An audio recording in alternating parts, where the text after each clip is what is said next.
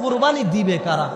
কুরবানি দিবে নেশাব পরিমাণ মালের মালিক, সুস্থ মস্তিষ্কের বালেগ ব্যক্তিরা। সুস্থ মস্তিষ্কের বালেগ ব্যক্তি যিনি নেশাব পরিমাণ মালিক। এখন এখানে দুইটা কথা থাকে, কোন নাবালেগ যদি নেশাব পরিমাণ সম্পদের মালিক হয় তার জন্য কুরবানি না। কোন পাগল ব্যক্তি, মাথায় সমস্যা, তিনি যদি নেশাব পরিমাণ সম্পদের মালিক হন, কুরবানি তার জন্য না। এখন কুরবানি এটা নেশাবটা কতটুকু? জাকাতের নেশাব যতটুকু, কুরবানির নেশাবও অতটুকু। জাকাতের নেশাব হচ্ছে কোন ব্যক্তির কাছে 52.5 ভরি রূপা, 7.5 ভরি স্বর্ণ, অথবা 52.5 ভরি রূপা সমপরিমাণ টাকা, অথবা টাকা নাই, কিছু রূপা কিছু সোনা কিছু টাকা মিলিয়ে 52.5 ভরি রূপার যে দাম আছে, এই পরিমাণ টাকা যদি কোনো ব্যক্তির কাছে থাকে, তার উপরে কোরবানি করা ওয়াজিব। বলেন কোরবানি করা ওয়াজিব। এখন এখানে একটা বিষয় আছে, অনেকে রমজানের মাসলা ধরেন, রমাদানের কোন মাসালা? রমাদানে আমরা যে জাকাতটা দিয়ে থাকি, জাকাতটা কিন্তু রোজার মাসের জন্য না, সব সময়ের জন্য। আপনার যখনই 1 বছর পূর্ণ হবে আপনি দিয়ে দিবেন। জাকাতের নেশাব 1 বছর। ভালো করে বোঝেন, গত বছর যেই তারিখে আমার কাছে টাকা ছিল, এই বছরও ওই তারিখে যদি আমার কাছে ওই পরিমাণ নেশাব পরিমাণ টাকা থাকে, জাকাত দিতে হবে। কুরবানির ক্ষেত্রে কয় বছর? কয় বছর? 3 দিন। কয় দিন? 3 দিন। 10 তারিখ জিলহজের 10, 11, 12, এই 3 দিনের মধ্যে কোনো ব্যক্তি যদি নেশাব পরিমাণ মালের মালিক হয়ে যায়, মনে করেন ঈদের দিন আপনার কাছে টাকা ছিল না, ঈদের পরের দিন একজনের কাছে আপনি পাইতেন 1 লাখ, সে দিয়ে গেছে, আপনার উপরে কুরবানি 11 তারিখের মাসালা গেল। যদি 12 তারিখ দিয়ে যায়, কুরবানি ওয়াজিব। 1 বছর হওয়া শর্ত, এখানে শর্ত কয় দিন? 3 দিন। এবার আসেন 3 নম্বর, কুরবানি দিলে লাভ কি হয়? কুরবানি দিলে লাভ কি হয়? রাসূলুল্লাহ সাল্লাল্লাহু আলাইহি ওয়াসাল্লাম সাহাবাদেরকে বলেন, তোমরা যে কুরবানি করবা, কুরবানির পশুর পশম সম পরিমাণ নেকি আল্লাহ তাআলা তোমার আমলনামায় লিখে দিবেন। তাহলে কেউ যদি গরু কুরবানি দেয়, তাহলে গরু কুরবানি দিলে কতগুলি পশম থাকে গোনা সম্ভব? গোনা সম্ভব? ওই পরিমাণ নেকি আল্লাহ তাআলা দিয়ে দেন। এই জন্য আমরা চেষ্টা করব যখন কুরবানি দিব আমাদের পশুর পশম যেন বেশি হয়। ঠিক আছে? এরপরে আসুন, কুরবানি কি কি পশু দ্বারা দেওয়া যায়। অনেক মহিলারা মনে করেন, এটা আছে সমাজে কুপ্রচলন, আমরা ছোটবেলায় এদের মধ্যে যখন ছিলাম দেখেছি, গ্রামে নানি দাদিরা তারা একটা মোরগ পেলে বড় বানায় রাখছে, 3 কেজি 4 কেজি ওজন, বলে কোরবানির দিন তো আমাদের কোরবানি দেওয়ার সামর্থ্য নেই, ওই দিন মোরগটা কোরবানি দিবানি। আছে গ্রামাঞ্চলে, আছে অনেক জায়গায়। দেখেন, কোরবানি দিবেন আপনি হচ্ছে গরু, ছাগল, উট, এরপরে ভেড়া, দুম্বা, এই 5টি দিয়ে। বলবেন হুজুর, ওই যে মহিষ দিয়ে কি কোরবানি দেওয়া যাবে না? মহিষ দিয়েও কোরবানি দেওয়া যাবে। যেই পশুগুলি দিয়ে কোরবানি দেওয়া যায় এগুলো হচ্ছে বাহিমাতুল আনআম। এই বাহিমাতুল আনআমের মধ্যে গরু আছে। এখন গরু দিয়ে আপনি যদি কোরবানি দেন, বয়স কত হতে হবে? গরুর বয়স হতে হবে পূর্ণ 2 বছর। কয় বছর? কয় বছর?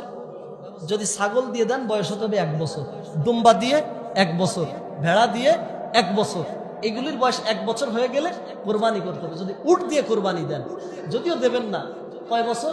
5 বছর। কয় বছর? উটের ক্ষেত্রে, গরুর ক্ষেত্রে, ছাগল, দুম্বা, ভেড়ার ক্ষেত্রে 1 বছর। এখন এখানে কথা আছে, অনেকের দুম্বা অথবা ভেড়া অথবা ছাগল বাড়িতে পালন করলো কোরবানি দেওয়ার জন্য, এটার বয়স 9 মাস অথবা 11 মাস, 11.5 মাস, কোরবানি চলে আসছে কিন্তু বয়স 12 মাস পরেনি। এটা দেখতে যদি 1 বছরের মতো হয়, দেখতে যদি 1 বছর, অনেক আছে বয়স কম দেখতে অনেক উঁচু লম্বা, যদি এরকম হয় 7, 8, 9 মাস, 10 মাসেরটা যদি 1 বছরের মতো দেখতে হয়, এটা দিয়ে কোরবানি করা যাবে, কোরবানি হয়ে যাবে। এরপরে আসুন, কোরবানি আমরা দিব কয় নামে? কোরবানি দেব কয় নামে বলেন তো? কয় নামে? কয় নামে দেওয়া যায়? 7 নামে। এই ধারণাটাই ভুল। কোরবানি দিতে হবে 1 নামে। দেখেন, কোরবানি দিতে হবে শুধুমাত্র কার নামে? আল্লাহর নামে। অনেকে বলে, ইমাম সাহেব, যেহেতু আমরা এটা ফেস করেছি, কোরবানি দিতে গেলে হুজুর আব্দুর রহিম, আব্দুল সাত্তার, আব্দুল মালেক, আমার খালা রহিমা বেগম, হুজুর এই শুনবেন, হাতে পোষ দেবেন। ঠিক কিনা বলেন? এগুলি না, কোরবানি হবে কার নামে?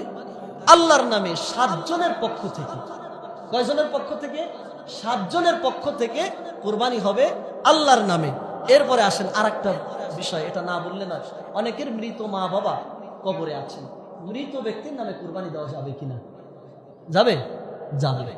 মৃত ব্যক্তির নামে তার রুহের মাগফিরাতের জন্য, যদি কোনো সন্তান, যদি তার পিতা মাতার রুহের মাগফিরাতের জন্য এই গোশত তিনিও খেলেন, মানুষকেও দান করলেন, যদি পিতা মাতার সবরেসানির জন্য কুরবানি করে, এটা জায়েজ আছে, এটা জায়েজ আছে। আর একটা জিনিস আছেন, আমরা বলেছিলাম যে কুরবানি করলে লাভ কি, তাই না? লাভ কি? এবার কুরবানি না করলে ক্ষতি কি, এটা কি বলেছি? এটা বলিনি। আল্লাহ পাক রব্বুল আলামিনের হাবিব সাল্লাল্লাহু আলাইহি ওয়াসাল্লাম বলেন, এটা হাদিসের মধ্যে আসছে, আল্লাহ পাক রব্বুল আলামিনের হাবিব বলেন, মান ওয়াজাদা সাআ ওয়া লাম ইউদাহি, কোন ব্যক্তির যদি কুরবানি করার সামর্থ্য থাকে, ওয়া লাম ইউদাহি, যদি সে কুরবানি না করে, ফালা ইয়াকরাবান্না মুসাল্লানা, সে যেন আমাদের ঈদগাহে না আসে। তুমি কুরবানি করবে না, বাড়ি ঘুমো, তোমার ঈদ পড়ার দরকার নেই। কি শাস্তি হবে এটা আল্লাহ তাআলা ভালো জানেন, এবং আমরাও জানি। আজকে ব্যাখ্যা করার সময় নেই প্রিয় মুসল্লিন একরাম। তাহলে কুরবানি করলে পশম সম পরিমাণ নেকি হয়, না করলে আল্লাহ রসুল বলছে তুমি যেন ঈদগাহে না আসো, এটা রসুলের ধামকি, এটাই আমাদের জন্য বড় শাস্তি, ঠিক কিনা বলেন? এবার আসেন, আমাদের আর একটা আমল করার আছে, সেটা হচ্ছে জিলহজ মাসের 9 তারিখ। জিলহজ মাসের 9 তারিখ, জিলহজের অনেক আমল আছে, প্রতিদিন রোজা রাখলে ফজিলত আছে। জিলহজ মাসের 9 তারিখ যদি কোনো ব্যক্তি রোজা রাখে, আরাফার দিন, আল্লাহর হাবিব সাল্লাল্লাহু আলাইহি ওয়াসাল্লাম বলেন, আমি আল্লাহর কাছে আশা করি যে ব্যক্তি জিলহজের 9 তারিখ রোজা রাখে, আল্লাহ তাআলা তার পূর্বের 1 বছরের, পরবর্তী 1 বছরের গুনাহ মাফ করে দিবেন। তাহলে জিলহজের 9 তারিখ রোজা রাখবো তো ইনশাআল্লাহ। আর একটা আমল আমাদের সম্মিলিত আছে, সেটা হচ্ছে জিলহজ মাসের 9 তারিখ। জিলহজ মাসের কয় তারিখ? জিলহজ মাসের 9 তারিখ বাদ ফজর থেকে, 9 তারিখ বাদ ফজর থেকে ইমাম সাহেব যখন সালাম ফিরাবে, আমরা একটা তাকবীর বলবো, তাকবীরে তাশরিক।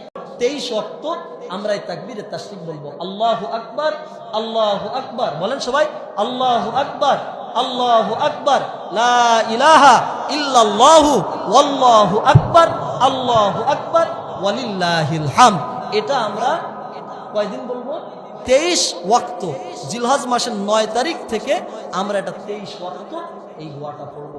আমাদের আর একটা সমস্যা আছে, আমরা যারা গরু কিনতে যাই, দেখেন আমাদের উপরে নামাজ হচ্ছে ফরজ আর কোরবানি করা ওয়াজিব। এমন অনেক মানুষ আছে, যেহেতু আমার বাড়ি ফুলবাড়ি গেট, বাসার সামনেই বালির মাঠে গরুর হাট হয়েছে কয়েক বছর, আপনারা জানেন। আমি অনেক মুসল্লিদেরকে দেখছি, হাজী সাহেব গরু কিনতে আসছে, নামাজ পড়েন, ঠিক কিনা? আচ্ছা, কয়টা ওয়াজিব এক করলে একটা ফরজ হয়? খবরদার, গরু কিনতে গিয়ে গায়ে গোবর লাগছে, চেনা লাগছে, এটা বলে আপনি নামাজ নষ্ট করবেন না। গরু কিনতে গিয়ে কোনোভাবেই যেন নামাজ নষ্ট না হয়। ওয়াজিব তো আদায় করবেন, ফরজটা আপনার আগে। আল্লাহ পাক রব্বুল আলামিন আমাদের সকলকে দিন জেনে, দিন মেনে, ইব্রাহিম নবী আলাইহিস সালাম যে অন্তর নিয়ে কুরবানি করেছিলেন, এই অন্তর নিয়ে কুরবানি করার তৌফিক দান করুক। সকলে বলি আমিন।